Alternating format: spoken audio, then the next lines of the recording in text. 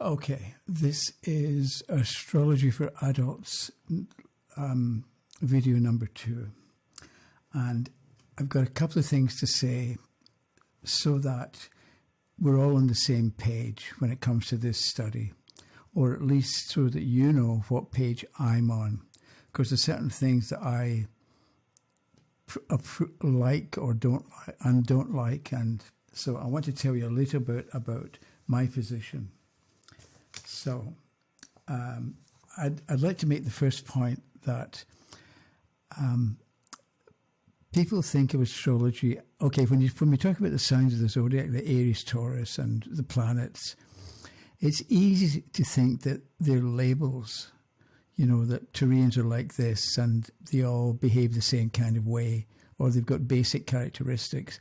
But I'd like to say that instead of thinking of astrology as a label, which might be good because it gives you stability and it gives you a fixed or a reasonably fixed idea of what's going on and what the characteristic is of the sign. But I'd like instead to think of astrology as a key. It's something, if you know music, you know that you need to know this key of the piece of music so you know what notes go with each other. At the same time, a key can be used to lock or unlock something. And we can look on life and as a mystery. I mean, some of it is clear, but a lot of it is unknown or maybe unknowable. And it's a bit of a mystery. And astrology is the key, the best key, I think, to unlock the mystery of life, or to unlock the mystery of any person's particular life and what their experiences are going to be and what it will be like and what will work and what won't work and what will need to be strengthened and what weakness will need to be overcome. So it's a key, it's not a label that we're dealing with here. So that was point number 1. The second point is when you're looking at the signs of the zodiac and the planets and what it all means, I'm thinking don't use long paragraphs. So I've got an example. This was just a chart of, I don't know who to put there. So this is part of my horoscope, my natal chart. And so as you can see over here, I've got Saturn and Virgo, okay? So I looked up various places that give you apparent meanings of Saturn and Virgo. And I wanted to read you a little bit. I've got a better way that I'm going to tell you about after I've sort of told you or given you my opinion of. And why am I talking about my opinion? If you look down here, the third house is how you communicate and what you communicate about. So I get Gemini on the third house cusp. And Gemini is ruled by Mercury, which happens to be in the second house. So what do I talk about? The second is my value set. That's me, the self. That's my value sense, what I care about. And that's what I talk. That's me talking. So what I talk about my values, my opinions. And so it's the same for you. Look at the third house cusp, the sign on the cusp. It'll give you an idea of how you talk. And then you look to the position of the ruler, and it'll give you an idea of what you talk about. So the ruler of the third in the fifth, you talk about your children. The ruler of the third in the seventh, you talk about your marriage partner. The ruler of the third in the 12th, you talk about your karma. You talk about the mistakes that you've made. The ruler of the third in the 11th, you talk about your hopes and aspirations.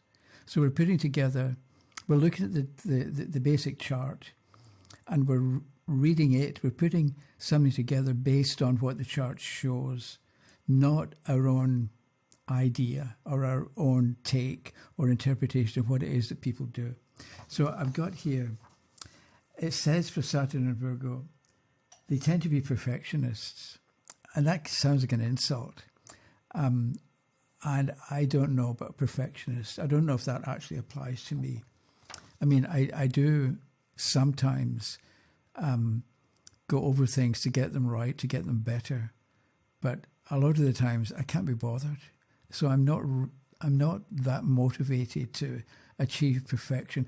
Why not? I've got the sun in Cancer. I'm sort of lazy. So I can read all that people say about Saturn and Virgo and try and accept it all. But it doesn't work that way, because we also read that this may sometimes be, they may be sometimes be obsessive about detail and can be prone to worry. I don't think so. So that beginning part about Saturn and Virgo doesn't fit me. They're also known to be perfectionists, and their propensity to criticize others' efforts, unless the work meets with the Saturn and Virgo's high standards. I don't think that's true. I mean, it may be true for some people, but it doesn't. I don't criticize other people's efforts. If anything, I'm kind of the opposite. So that partly because I accept that other people are people, and you have to let people be themselves. You can't change them to suit you, and that's a basic idea that I accept and work with. So this idea that criticizing other people if their work doesn't come up to my high standards, that's just, it sounds good. And it's Saturn is hard work and responsibility, and Virgo's analysis. So you put those two ideas together and you get, they can criticize other people's efforts. There was one other bit I wanted to, it talks about, I can't remember. See, if I were a perfectionist, I would remember, or I would have underlined the bit on the piece of paper. So I'm not, somebody might say I'm sloppy but at the same time, I like to be natural and I like to be spontaneous and not just have a script and read the script out. Because reading a script doesn't work, because people, you know what it's like if you've ever heard somebody giving a speech. You doze off, you don't pay attention, or you maybe zone in and out. So anyway, I don't think I'm a perfectionist. So that was that. So don't use long paragraphs. Some of it may apply. But the other thing is this, if you look here, we've got Saturn here, Capricorn here. So my Saturn in Virgo relates to my business or my career. I've got Aquarius, Capricorn here. So my Saturn in Virgo relates to my Capricorn, to the friends that I've got and my hopes and aspirations. And it's the 12th house, what's my karma? It's ruled by Saturn and Virgo. And the other thing is this second house cusp, at what is it, 28, Taurus, is the Capricorn decanate. So my Saturn and Virgo controls my value sense. So some of the things that apply about Saturn and Virgo are not because I've got Saturn and Virgo, but because my Saturn and Virgo rules my value sense. And that's why some of it makes sense to me and a lot of it doesn't. So instead, I think I come back to this. So that goes there. What have I got here? I don't need that. I'm all organized here. Okay, so this is a chart of Sigmund Freud. So instead of trying to read a lot of details about different signs and different planets, I'm going to suggest that we use, in this case, Vivian Robson's book, A Beginner's Guide to Practical Astrology, because he gives you a few keywords to go with planets and signs, for instance, as well as planets and houses. But I want you to, it's a bit like, if you read a good quote, the quote sums up an awful lot, but then if somebody tries to explain the quote, you lose the magic or you lose the gold nugget that the quote represents. So there's something about having a basic idea. So Aries, the keyword for Aries is I am. And on a cusp, I am, Aries in the 5th, I am my children. So it gives you an idea about how the person is built. So Aries, I am. Aries is I am, and I've got Aries rising. I just want to be myself. I don't really have great ambitions to be anything. One of these days I'll maybe get a job. But I don't really care that much. Okay, so anyway, so this is Sigmund Freud. And instead of beginning with an aspect or the planet, the sun and the moon, and what that means is kind of general, I think we ought to begin and make it specific and begin with the first house, which is the self. I think we should have a method. And the method I'm going to suggest is we begin with the first house because it's the self of the individual. And then we look to the sign on the cusp, and that gives us information about what the person is about. So Sigmund Freud is 7 degrees of Scorpio rising. Scorpio is ruled by Mars. So Mars is here in Libra, and it happens to be retrograde, but we'll leave that for the moment. So here, I got this from Vivian Robson's book, and I typed it out. I hope this shows up on screen. So with Mars in Libra, Freud is idealistic, courteous, quickly angered, and conceited.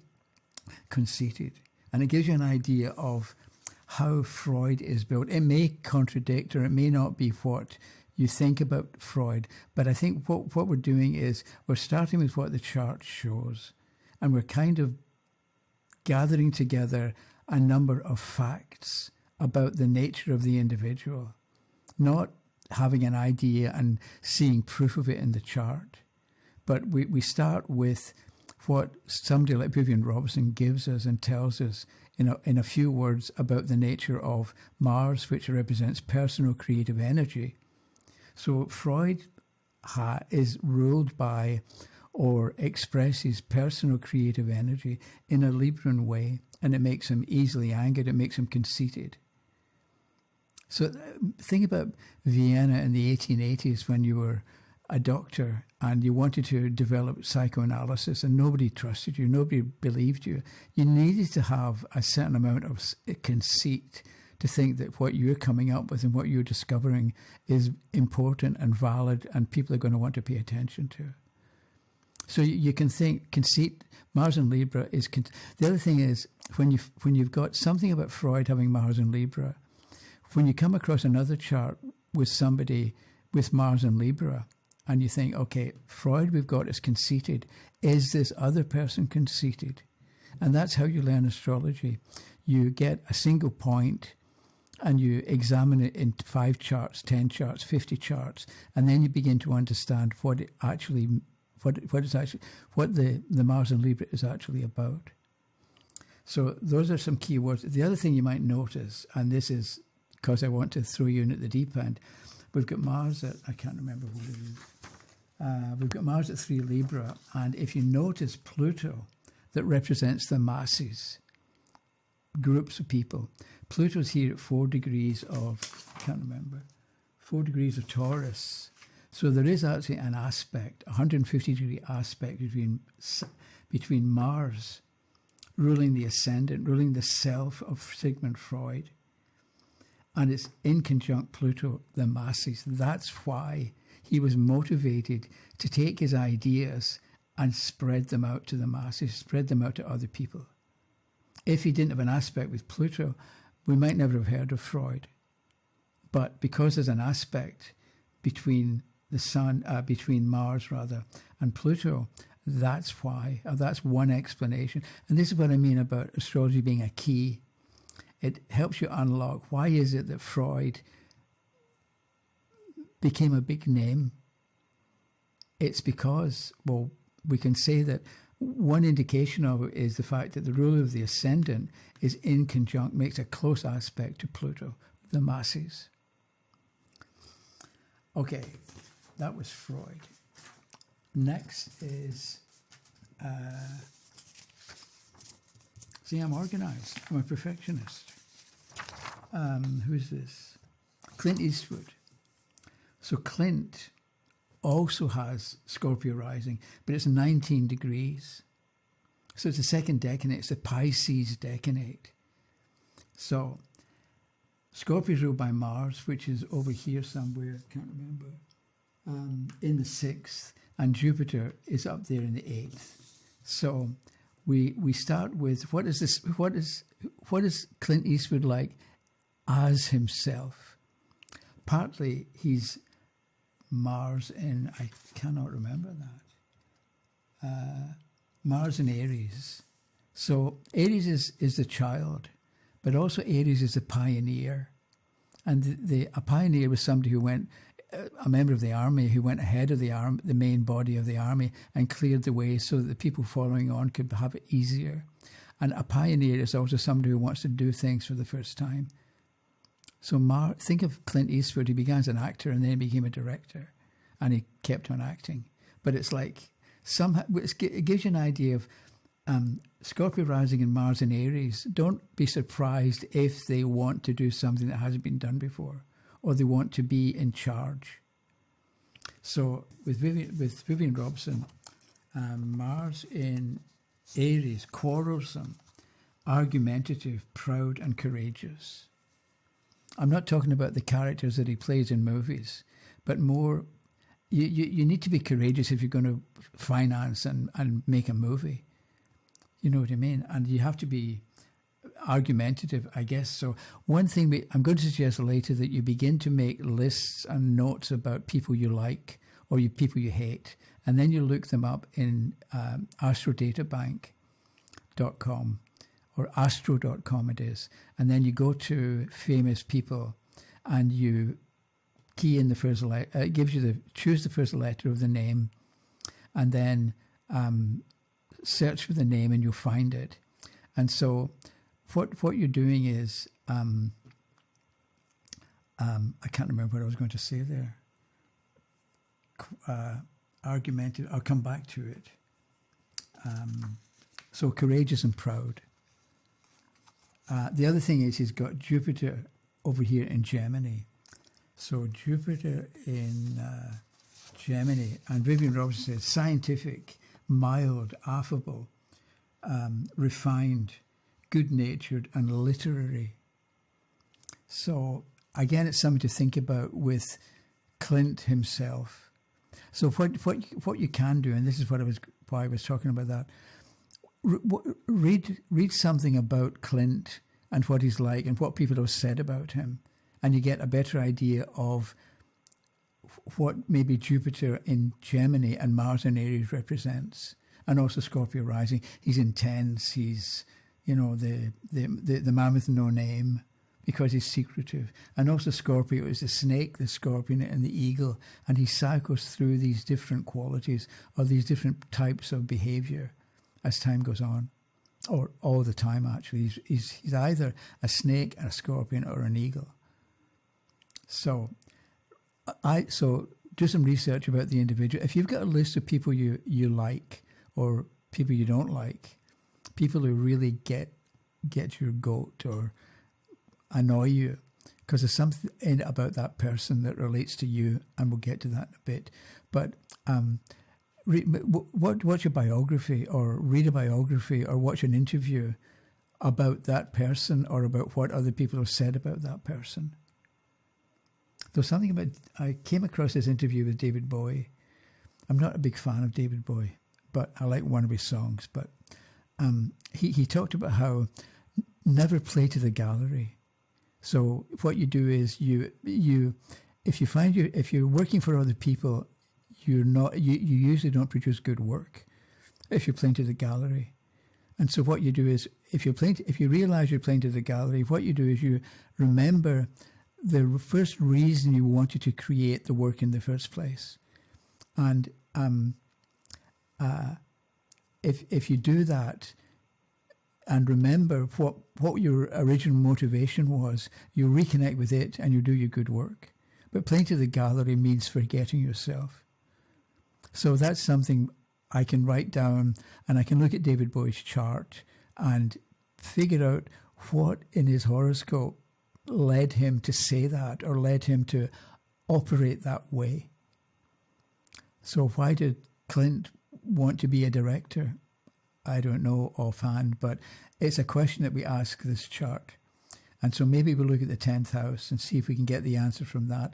But also, your career really ought to harmonize in some way with your personality. It's like if you hate people, you're not going to go into sales. You might go into customer returns, and just be annoyed with the customers returning stuff, and it's a big chore, so they'll go away. But it's that kind of thing where you want, if you don't like children or you can't stand young adults, don't become a high school teacher. If somebody says you should become a high school teacher, it's not going to work. You're going to hate it. Maybe you can stand it, you can put up with it, but you hate it, and it's not a good foundation for living. So that, I think, was Clint. And then the next person I've got is here, Patti Smith. So, Patti. And let me just look up here. What have I got? Okay, so Patti Smith. We've got she's a Capricorn in the first sun in the first house. So, but we've got 19 Sagittarius, which is ruled by Jupiter, which we've got in Scorpio, and it's also second decade Sagittarius. So it's the Aries decanate, and Mars is, I can't remember where Mars is. Oh, it's in the first house. That's right, in Capricorn. So the ruler of the first in the 11th. Patti wants to fulfill her hopes and aspirations, because that's what the 11th house is: hopes and aspirations, hopes and wishes. So Patti is ambitious in that way. She's got stuff she wants, and she's going to make it happen. Also, the rule of the first is in the first, because it's the Aries decanate ruled by Mars, also in the first house. So Patti is herself. And I was thinking about Patti Smith is, she's on Instagram, and she's sort of everywhere, and she writes poetry, and she's in a band, and she takes photographs and has exhibitions in different places. There was one in Toronto that I saw. For me, the photographs were all too small. They were like tiny little photographs, and I didn't think they were very good. But nevertheless, Patti wanted to do it, so she did it. Patti wanted to be herself, and she is herself. And I was thinking about what other women are known for themselves. Because I was thinking maybe Joni Mitchell, who's a singer, people know Joni Mitchell, but somehow Patti, with her self-promotion and her promotion and her singing and her shows and her millions of followers and fans, somehow it's because Patti is her own brand. Maybe that's the point about the rule of the first and the first. When you talk about branding and public recognition, Patti is a brand. She doesn't need to be a member of a group, because she is the group. So I'm thinking about the time, and I won't read what Vivian Robson gives for Jupiter in Scorpio and Mars in Capricorn. But what have we got here? Mars in Capricorn: ingenious, prudent, firm, witty, tactful, and industrious. She's always busy. I mean, she went to, where was it? Somewhere in Stockholm, to Bob Dylan's Nobel Prize for Literature, and she sang a song and she gave a speech and so on. She's industrious, and Jupiter in Scorpio: arrogant, ambitious, overbearing, industrious, and crafty. And I was thinking when I read that, there's another bit from Vivian Robson about health matters, and there was something about urinary diseases or infections. She got venereal disease from Robert Mapplethorpe. I mean, she was living with him, and he was gay in the 60s and maybe or the early 70s in New York City, and they were poor, so they used to go and steal food and so on. But she's interesting in that way. But, the good and the bad. Okay, so let me look at my notes here and get back on track. Okay, the next thing I wrote down from my position is don't start with what you notice, because everybody does that. They'll talk about, here's a chart, what do you notice? Don't do that, because all you're going to do is talk about what you think you know, or don't do that. Have a method. Start with the first house, and later we're going to look at other things, other houses rather. But just one other thing to mention. Patti's got Sagittarius on the 1st and Gemini on the 7th. Sagittarius, the key word, the key idea is I understand. And Gemini is I think. So Patti is in life to come to understand herself. Sagittarius rising, and to think about other people. Not to understand other people or to analyze other people, just to think about them so that she's got ideas so she can understand herself better. So when she thinks about other people, she's got a more sophisticated way of understanding what they're like and how they behave. So don't start with what you notice, because we've got confirmation bias. You see what we want to see, and you're going to pick stuff that makes sense to you, but it may be totally irrelevant for the questioner. So I think that's a mistake. Start with the ascendant. The other thing is, right now, nowadays, people are really into, whole sign houses. And that's what it looks like. So compare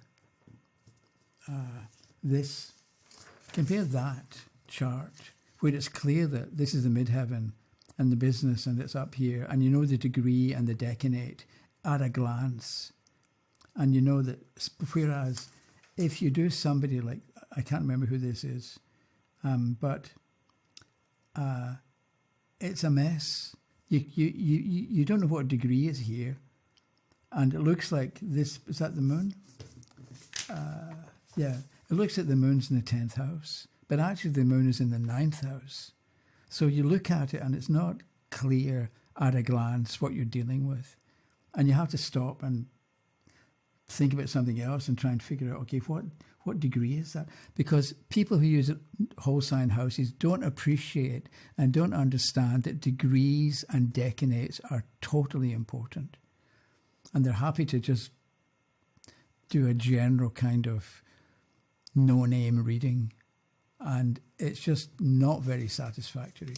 Is that me being a perfectionist? I don't think so. It's more like I've been introduced to how to read a chart this way. And the people who do this haven't. So I had a better teacher than they did. So it's not me being a perfectionist. It's more like I've been brought up a certain way or introduced to certain information, and they haven't. So I'm saying, don't do that. Don't use whole sign houses. The other thing is, whole sign houses are supposed to be, but the thing is, if you go back 2,000 years, people didn't know what time it was. You might know it was mid-morning, but what is that, 10 past 10 or 5 to 11? And it makes a big difference. So if you don't know what time it is, by all means use whole sign houses. But if you know, nowadays we know the time, we should use Placidus. Okay. The other thing is, okay, so check that the chart is right. So here we've got, this is supposed to be the natal chart of Paul McCaartney. I watched a Kepler College discuss a mystery chart, and whoever it was, if it was in charge, showed the students, 3 students, this chart. And the first thing he said is, what do you notice? And it's just the wrong way to go about it. But anyway, they decided that after having spoken about this and that, and because the sun is in the 10th house showing prominence, they figured, okay, that's a chart for Paul McCaartney. But when I heard that, when I got to that bit in the video, I thought, wait a minute, Paul McCartney's got Pisces rising. So this is the chart for 2 a.m. The 2 p.m. chart is from memory, and the 2 a.m. chart is from a biography that was written, and that was a chart that we used, or that was used in common in the 1970s. So, this is your part of your homework. I'm going to ask you to copy out this chart and copy out the other one, the 2 a.m. and the 2 p.m., and see if you can figure out which is right and why it's right. And next time we'll begin with Paul McCaartney, 2 a.m. and 2 p.m. And I'll explain why he was born at 2 o'clock in the morning, not 2 o'clock in the afternoon, even though the sun's up here and he's well known. That's not the point. Because what we want to do is understand that Paul McCaartney, okay, so the seventh house is a marriage partner, Linda, and it's also his second child. Can't remember her name. The Stella McCaartney, because she's with Chloe, and so the thing is, does this show that the marriage partner would be a creative individual, photography or fashion, who had a name of her own before she ever married Paul? Or no, I mean Stella didn't marry him, but before, which chart here, this one or the 2 a.m. Describes Stella and her business, and describes Linda and her business, as well as Paul himself. So that's kind of homework. So check. But what we're doing is, with that, we're checking that the chart makes sense, that it's right. And we're not coming up with an idea and seeing if it exists in the chart. We're starting with the chart and what the chart says.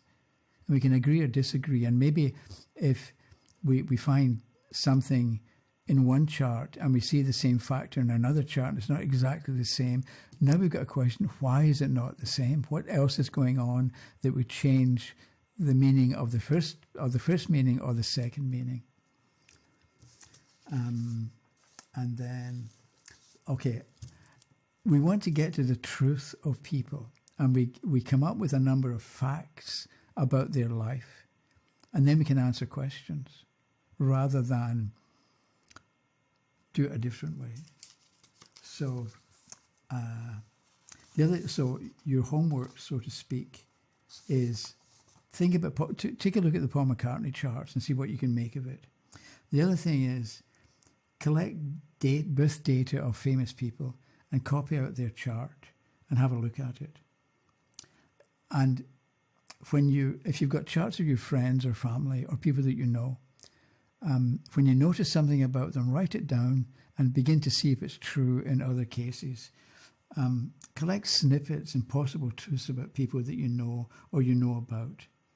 And when you hear that they got married or divorced or had a child, take a look, just make a note of the date of the event, because later you're going to be able to look at the natal chart and relate the event to the chart, and it gives you confirmation that the chart is correct. And the other thing is, if you're not doing this already, make notes about your own life when things happen or don't happen. So have a notebook or a diary and write down things that happen, and especially the time and the date, but especially the time, because later you're going to be able to check how accurate your own natal chart is, and I'll show you all this later.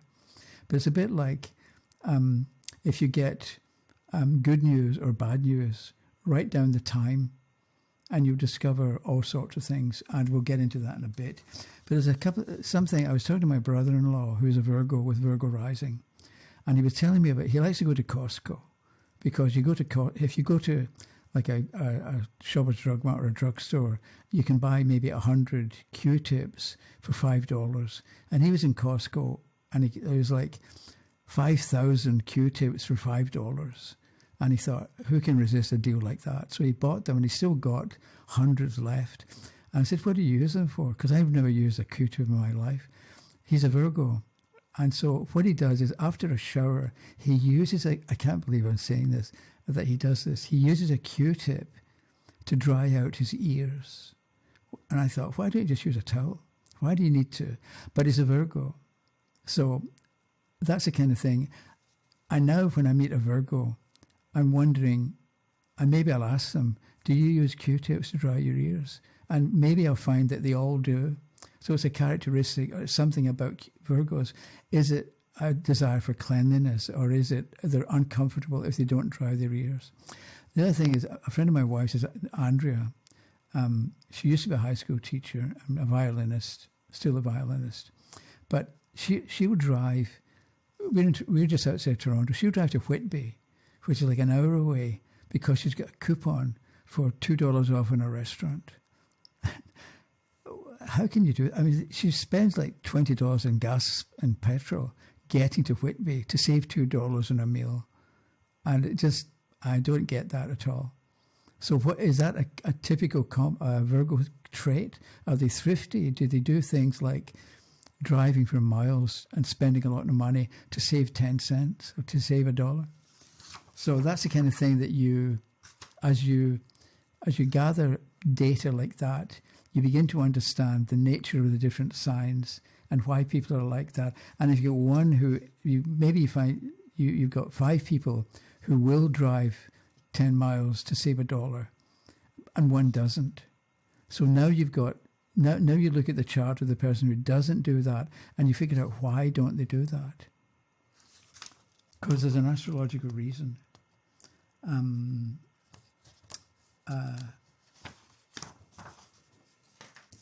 I'm mixed up here. How can that be, you say? Okay, homework is here. Paul McCaartney, keep track, collect charts of famous people. And when you're doing that, if you go to astro.com and go to their data bank, Astro Data Bank it's called, there's a link down the side of the screen on the first page. Go there, and in Astro Data Bank, you'll find famous people. If you look somebody up, you want A or double A. There's a Rodden rating. So the charts with the charts there with A and double A, it's a recorded birth time somewhere. So rather than B and C and X, because with X there's even doubt about the date. So I do some research about these different people. So that was it. And I'll see you in a few days. Okay? Bye-bye.